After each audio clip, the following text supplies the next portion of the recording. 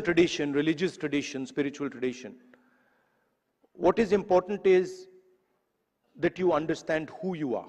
In the Western tradition, it's important that you understand everything around you. But in our tradition, it's important that you understand the self and you understand yourself and your own structure. So it's important that you know who you are. First of all, the Congress party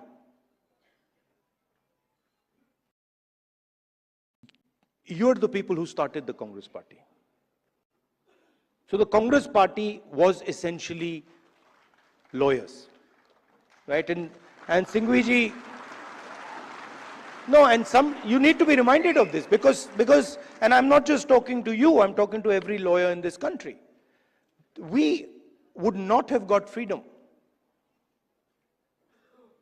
We would not have got freedom if the lawyers of this country had not fought for freedom. All this talk about constitution, this would not be here if it had not been for lawyers. You mentioned, Singhvi ji mentioned Gandhi ji, Nehru ji, Patel ji, Ambedkar. Those were the top 5 or 6 people. But if you actually look at the Congress party in those days, there were other people, thousands and thousands of other lawyers who were operating at a lower level.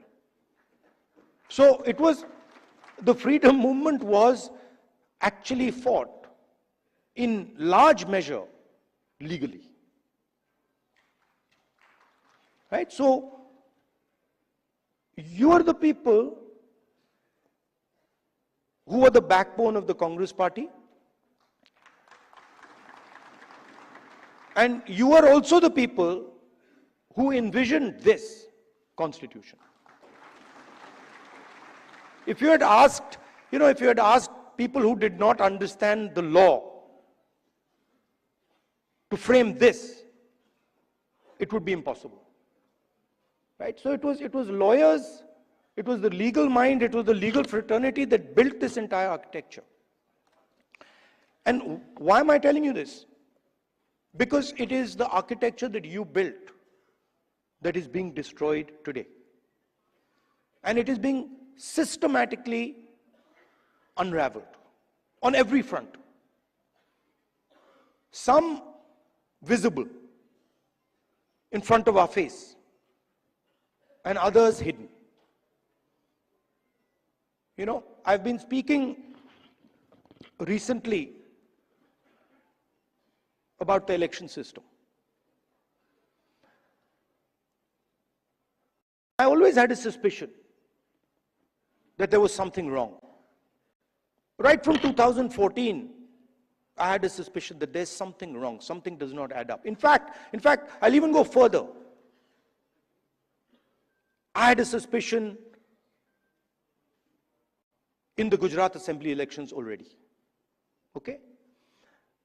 This ability to win sweeping victories. Congress party doesn't get a single seat in Rajasthan, doesn't get a single seat in Madhya Pradesh, doesn't get a single seat in Gujarat. This was surprising to me.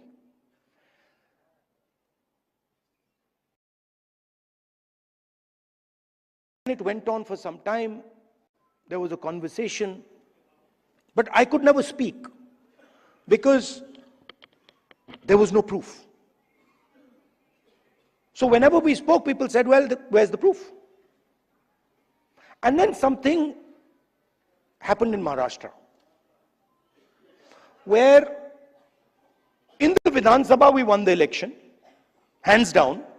In the Lok Sabha we won the election, hands down. And then 4 months later, we didn't just lose, we were obliterated. 3 formidable parties suddenly just evaporated. And that's when I thought that this just cannot be. And so we started right then to look seriously for electoral malpractice. We found it in Maharashtra. Clearly, 1 crore new voters show up between Lok Sabha and Vidhan Sabha. Bulk of those votes go to the BJP. But still, we didn't have clear proof. So when I would even mention it to our allies, that look, there is clear cheating that has happened, my allies would say to me, yes,